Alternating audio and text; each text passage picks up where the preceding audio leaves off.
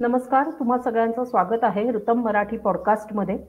आज आपल्यासोबत आहेत ज्येष्ठ विश्लेषक आणि आंतरराष्ट्रीय घडामोडींचे अभ्यासक गोपाळ जोशी सर. नमस्कार सर. आपल्याला गोपाळ जोशी सर आपल्या ऋतम मराठीच्या व्हिडिओमधून भेटत असतात. आपण त्यांच्याकडून अनेक घडामोडींबद्दल विश्लेषण ऐकून घेत असतो. आज अशाच एका घडामोडीबद्दल त्यांच्याकडून विश्लेषण जाणून घेण्यासाठी आपण इथे भेटलेलो आहोत. सध्या आपल्या शेजारील देश असलेल्या बांगलादेशामध्ये अस्थिरतेचं वातावरण आहे. गेल्या 3-4 महिन्यांपूर्वी बांगलादेशामध्ये आरक्षणाच्या नावाखाली विद्यार्थ्यांचं आंदोलन सुरू झालं होतं आणि सुरुवातीला आरक्षणाच्या विरोधात असलेलं हे आंदोलन नंतर पार सरकार उलथवून टाकण्यापर्यंत पोहोचलं आणि परिणामी तिथे हिंसाचार उफाळून आला. त्याच्यानंतर कर्फ्यू लागले आणि ह्याच्यामध्ये जवळपास 1,500 लोकांचा मृत्यू झाला. त्यानंतर हे आंदोलक थेट पंतप्रधानांच्या घरात घुसले आणि त्यानंतर तिथल्या पंतप्रधान असलेल्या शेख हसीना यांना तिथून पळ काढत भारतात आश्रय घ्यावा लागला आणि त्यानंतर अर्थातच मोहम्मद युनूस यांचं सरकार तिथे सुरू झालं. पण पुन्हा एकदा इथे या देशामध्ये आपल्याला अस्थिरतेचं वातावरण बघायला मिळतंय आणि आता लक्ष करण्यात येत आहेत ते हिंदू आणि अल्पसंख्याक. तिथे हिंदूंवरती अत्याचार केला जातोय, अल्पसंख्याकही तिथे या अत्याचारामध्ये त्यांनाही लक्ष व्हावं लागतंय. तर सर हे जे सगळं बांगलादेशातलं आता अस्थिरतेचं वातावरण आहे ह्याच्याबद्दल तुम्ही काय सांगाल? बांगलादेशात अस्थिरता ही मुळात निर्माण केली गेलेली आहे. आपण यापूर्वीच्या आपल्या पॉडकास्टमध्ये आणि माझ्या गोजोस्कोपमध्ये याविषयी मी पुरेसे विवेचन केलेलं आहे. मी डेव्हिड लू जे आता भारतात येणार आहेत, अमेरिकी डीप स्टेटचा खरं तर तो पण अमेरिकी प्रशासनातला वरिष्ठ अधिकारी आहे. तर बांगलादेशमधलं सरकार उलथवून टाकणं ही एक शिस्तबद्ध अशी कारवाई होती, ती केली गेली. पण आता जसजसे हे दिवस जात आहेत तसतसे एक गोष्ट मुळात आपल्याला लक्षात यायला पाहिजे की हा जो काही सगळा आता तिथे हिंसाचार किंवा आगडोंब उसळलेला आहे हा फक्त बांगलादेश किंवा हिंदू एवढ्यापुरता मर्यादित राहणार नाहीये. तर त्याचे काही रिपरकेशन्स हे आपल्याला आसाममध्ये बघायला मिळत आहेत. पण संपूर्ण नॉर्थ ईस्ट जो आहे आणि बंगाल आपला जो प्रांत आहे पश्चिम बंगाल, तर एकूणच आपला पूर्व भाग जो आहे तो सगळा डिस्टर्ब करण्याचा प्रयत्न या बांगलादेशातल्या कारवायांमुळे दिसून येतो आहे. त्यामुळे आपण बांगलादेशातल्या घटना केवळ हिंदू एवढ्यापुरत्या बघून चालणार नाही.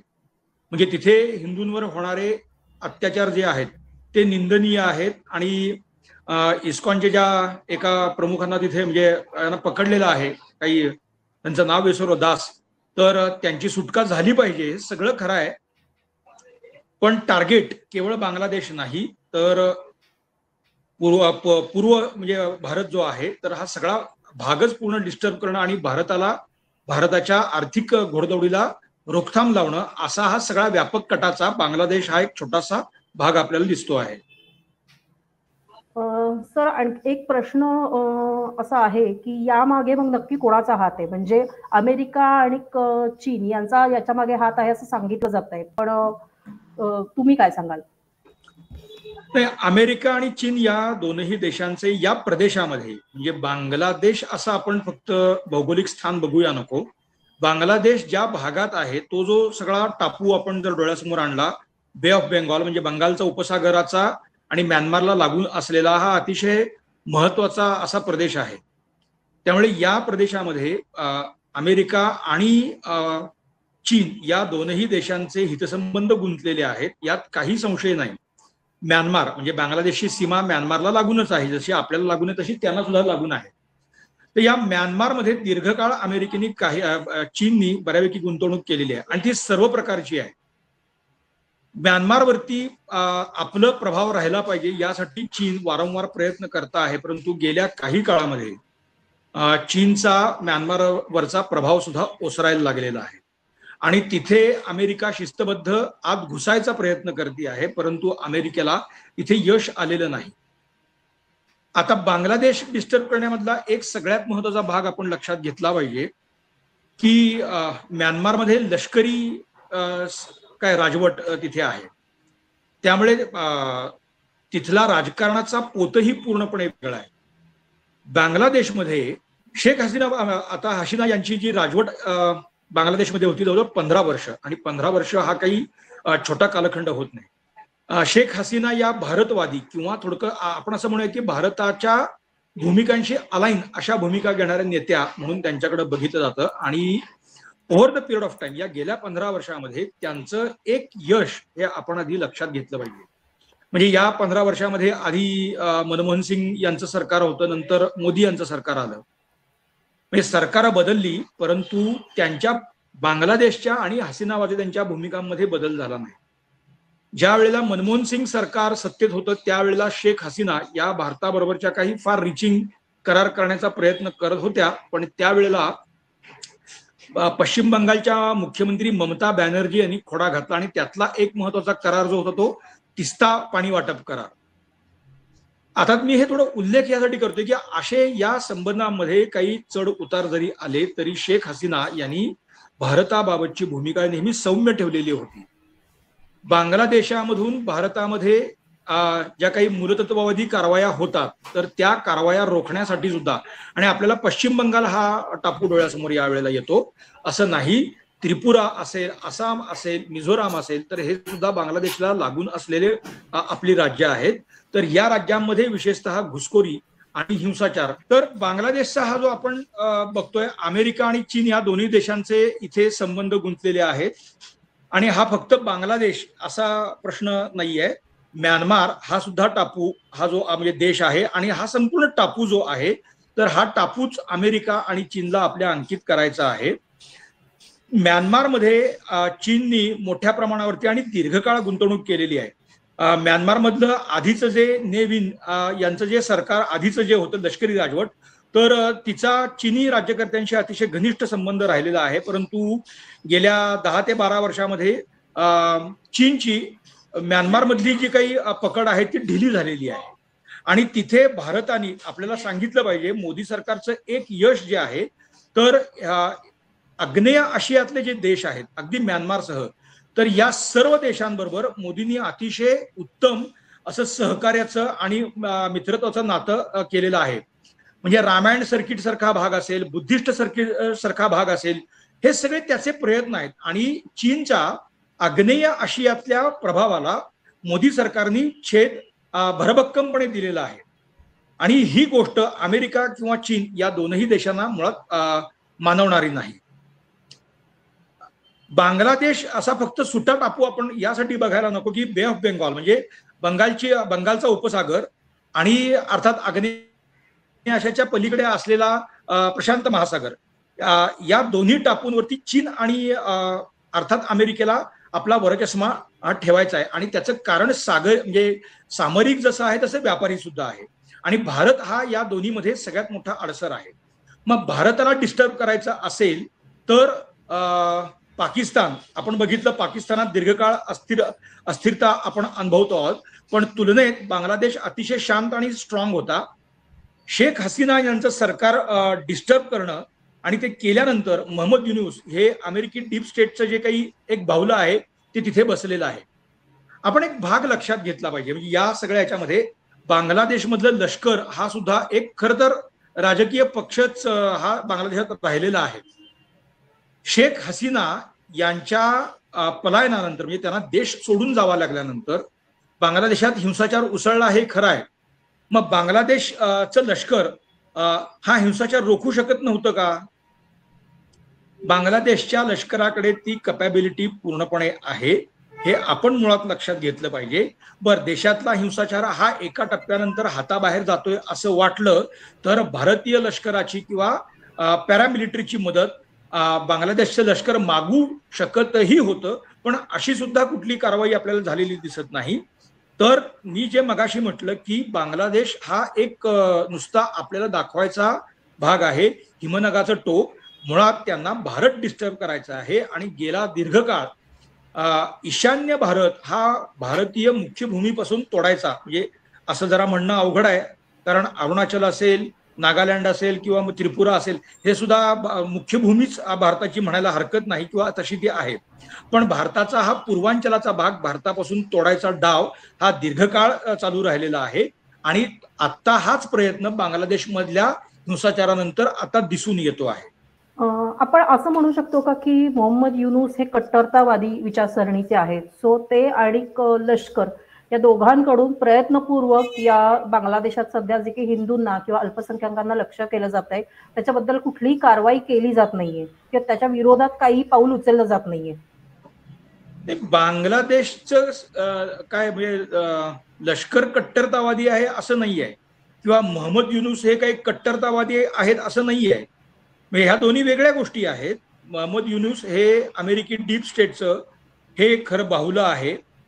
त्यामुळे त्यांची आता बायडेन किंवा डेव्हिड लू यांची जी धोरणं आहेत ती धोरणं यांनी राबवायची आहेत हा भाग स्पष्ट आहे. त्यामुळे ते कट्टरतावादी असण्या नसण्याशी काही संबंधच नाही आहे. कट्टरतावाद्यांना म्हणजे जमाते इस्लामी सारख्या जे काही हे आहेत गट आहेत तर त्या गटांना फ्री हँड देणं म्हणजे त्यांच्या करवी बांगलादेशची जी काही सामाजिक वीण आहे ती पूर्णपणे उसवून टाकणं हा त्यातला भाग आणि ते मोहम्मद युनूस करतायत. आणि आता तेच मी म्हटलं बांगलादेशच्या हिंसाचाराचा पहिला आपण जर भाग लक्षात घेतला तर एक लक्षात येईल की बांगलादेशच्या पोलिसांना सुद्धा या जमातेच्या जिहाद्यांनी किंवा आपण ज्याला काय म्हणू फिदाईनांनी अक्षरशः सोळोकी पळून करून सोडलेलं आहे. केवळ पोलीस हे या दंगेखोरांना आवरू शकणार नाहीत हे तेव्हाही स्पष्ट आणि आता सुद्धा स्पष्ट आहे. पोलीस प्रशासन हे संपूर्णपणे कोलमडलेलं आहे. आता बांगलादेशच्या लष्करालाच त्यांचे काही साधन सामुग्री घेऊन म्हणजे टँक्स असतील किंवा अन्य सगळ्या गोष्टी घेऊन बांगलादेशातल्या रस्त्यांवरती उतरावं लागेल. आणि जसं म्हणजे असं बांगलादेशचं लष्कर जर तिथे उतरलं नाही तर बांगलादेश दीर्घकाळ शांत होणार नाही ही अगदी वस्तुस्थिती आहे. त्यामुळे ते कसं आहे की हे कट्टरतावादी असण्याचा मुद्दा नाही आहे. यांच्याकडे कॅपॅबिलिटी आहे परंतु ते कोणासाठी तरी they are acting for somebody else एवढाच त्यातला भाग आहे. आता बांगलादेशात एक मुद्दा आणखी एक मुद्दा इथे सांगायला लागेल. बांगलादेशामध्ये हिंदूंवरती अत्याचार होत आहेत हे पण आपण मुळात लक्षात घेतलं पाहिजे. म्हणजे टार्गेट केलं जातं आणि आता त्या हिंसाचाराचं पहिलं टार्गेट हे हिंदू राहिलं. मग आता आम्ही हिंदूंना टार्गेट करत नाही असं त्यांना सांगायचं आहे. मग त्यासाठी क्लुप्ती काय वापरली जाते आहे की शेख हसीना यांचे जे समर्थक आहेत आम्ही त्यांना टार्गेट करतो आहोत असं आता हे जमातेचे लोक सांगायला लागलेले आहेत. म्हणजे त्यांनी डिस्टिंग्विश काय केलंय हे बघा. शेख हसीना म्हणजे जसं आपण इकडे मुस्लिम तुष्टीकरणाचा मुद्दा हे करतो तसं आता तिथले जे जिहादी गट आहेत जमातेसारखे तर ते आता हे पोर्ट्रे करू पाहत आहेत की शेख हसीना या हिंदूंच्या लांबुल चालन करणाऱ्या नेत्या आणि त्यांचं सरकार होतं असं त्यांना पोर्ट्रे करायचं आहे. तर ते त्यांनी शिफ्ट जी केलेली आहे आणि जगभरच्या हिंदू किंवा इस्कॉनच्या लोकांनी जेव्हा बांगलादेश सरकार आणि बांगलादेश लष्करावरती टीका करायला सुरुवात केली त्यावेळेला हा पुढे आलेला स्टँड आहे. हे सुद्धा मला वाटते की लक्षणीय आहे. आता या सगळ्या अत्याचारामध्ये जे होरपळले जात आहेत बांगलादेशातले हिंदू ह्यांच्या पुढे आता काय पर्याय उपलब्ध असू शकतो की यासाठी ते काही भूमिका घेऊ शकतात का किंवा त्यांच्यासाठी तिथे काही वेगळा भूभाग त्यांना दिला जाईल अशी काही शक्यता आहे का? आता थोडक्यात बांगलादेशात स्वतंत्र हिंदू राष्ट्राची मागणी पुढे येते आहे. म्हणजे तशा स्वरूपाच्या बातम्या येत आहेत. आता एक भाग लक्षात घेतला पाहिजे की म्हणजे आता तिथे हिंदूंनी मोठ्या प्रमाणावरती बांगलादेशात मोर्चे काढले त्या बातम्या आणि आपण चलचित्र सगळी बघितलेली आहेत. म्हणजे ढाक्यामध्ये जवळजवळ असं सांगितलं तर 1 कोटी तो आकडा मला काही खरा वाटत नाही परंतु साधारण 5 ते 7 लाख किंवा 10 लाखांच्या संख्येने हिंदू बांगलादेशच्या रस्त्यावरती उतरलेले होते आणि त्याच्यानंतर या इस्कॉनच्या प्रमुखांना अटक केली गेलेली आहे. आता हे जे बांगलादेशातले हिंदू आहेत तर त्यांच्याकडे मुळात काही शस्त्र आहेत का हे बघावं लागेल. म्हणजे उठाव आणि तुम्हाला या जिहादी मानसिकता असलेल्या जिहाद्यांना किंवा त्या सगळ्या गटांना जर तुम्हाला त्यांना पायबंद घालायचा असेल ते सशस्त्र आहेत आणि तुमच्याकडे शस्त्र नाही तर ही अशी विषम लढाई होऊ शकत नाही. मग जर तिथं त्या हिंदू तशा पद्धतीने बळकट करायचे असतील तर अर्थात देशाबाहेरून त्यांना शस्त्रपुरवठा व्हावा लागेल. मग हा शस्त्रपुरवठा करणार कोण आहे म्हणजे तो करण्यामागचा हेतू सुद्धा मग तो स्पष्ट असावा लागेल. हे एकात एक या गुंतलेले हे सगळे मुद्दे आहेत. सध्या तरी आपण मॉरल सपोर्ट या पलीकडे आता आपण काही फार वेगळं करताना दिसत नाही. आता एक मागणी भारताकडे वारंवार म्हणजे भारतीय लष्कराकडे थेट कधी मागणी आपल्याकडे केली जात नाही परंतु एक दबाव सध्याच्या मोदी सरकारवरती आणि गृह मंत्रालयावरती येतो आहे की मोदी सरकारने बांगलादेशामध्ये लष्करी हस्तक्षेप करून तिथल्या हिंदूंना संरक्षण द्यावं किंवा हे जे जिहादी गट आहेत तर त्यांचा बिमोड करावा. आपलं लष्कर हे करू शकत नाही का? आपलं लष्कर हे 100% करूच पाहतं, करू शकतं. ती कॅपॅबिलिटी आपल्याकडे 100% आहे. परंतु हे घी देखा झालं. त्यातला बडगा असा आहे की भारताला अशा स्वरूपाची चूक करायला लावणं, भाग पाडणं, आणि तसं काही भारतानं अशा स्वरूपाचं साहस जर म्हणा किंवा अशी काही कृती केली तर भारताची वेगळ्या पद्धतीनं कोंडी करणं हा त्यातला सगळ्यात महत्वाचा भाग सध्याच्या एकूण जागतिक जिओपॉलिटिक्सचा भाग आहे असं दिसतंय. आता आपण एक भाग लक्षात घ्या की आखात पेटलेला आहे.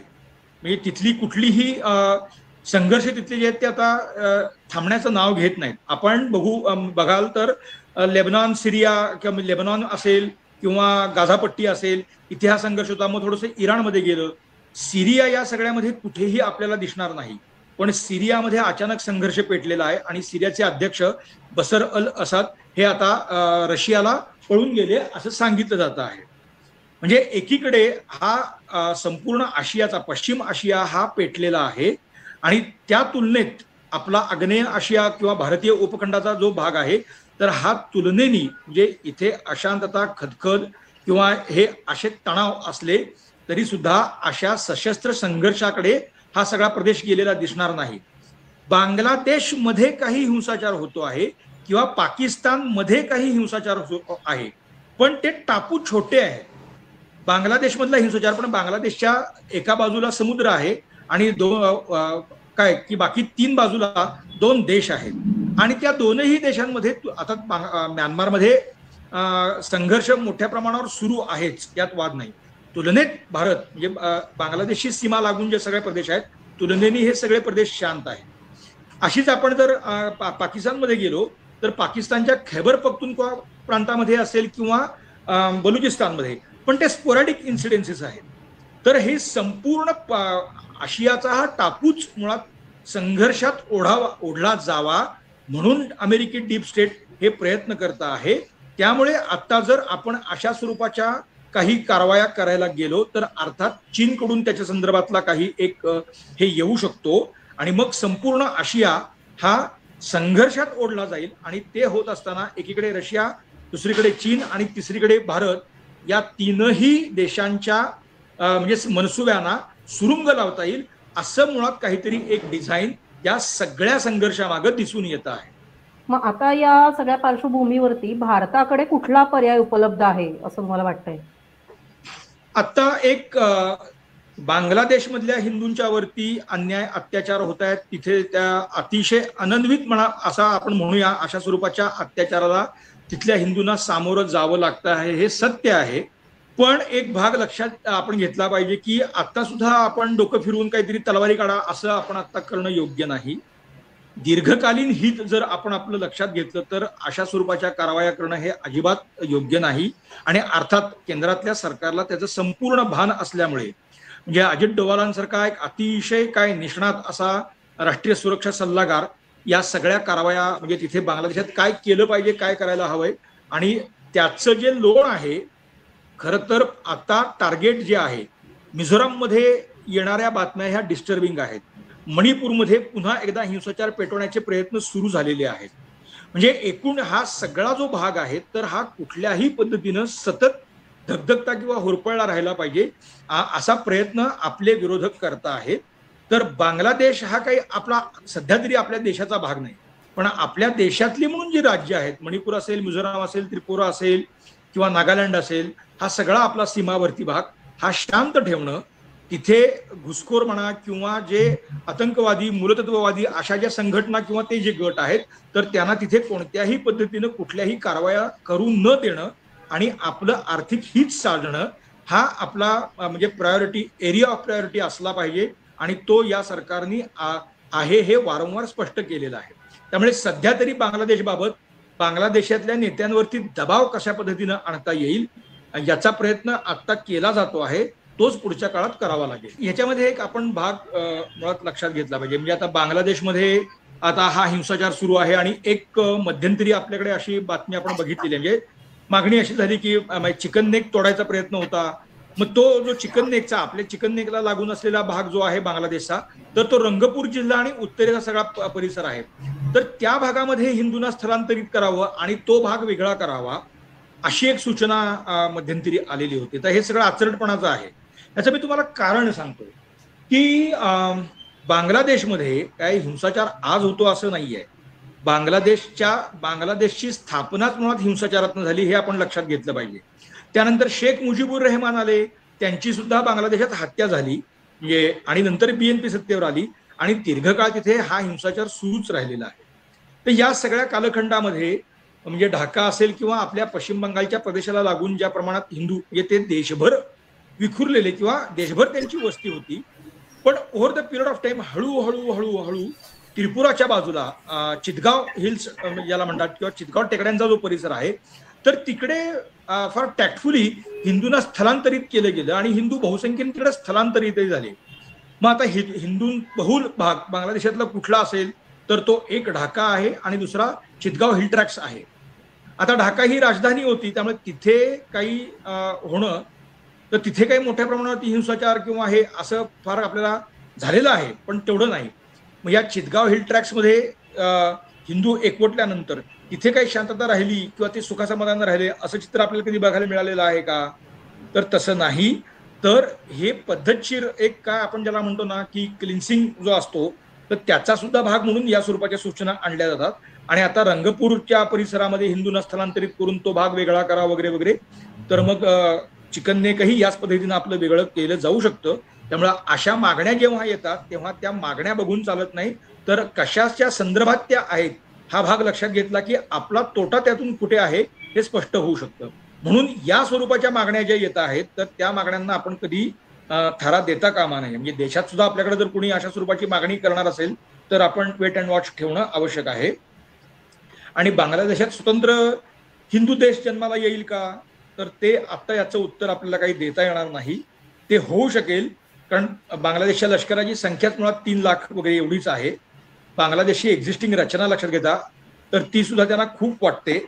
पण सर्व हिंदूंनी उठाव केल्यानंतर जर लष्कराचा बिमोड केला तरच अशा स्वरूपाची घटना होऊ शकेल. पण मी मगाशी म्हटलं असं की लष्कर किंवा तिथले जिहादी गट हे सशस्त्र आहेत आणि त्यांना बाहेरून शस्त्रपुरवठा पद्धतशीरपणे होऊ शकतो.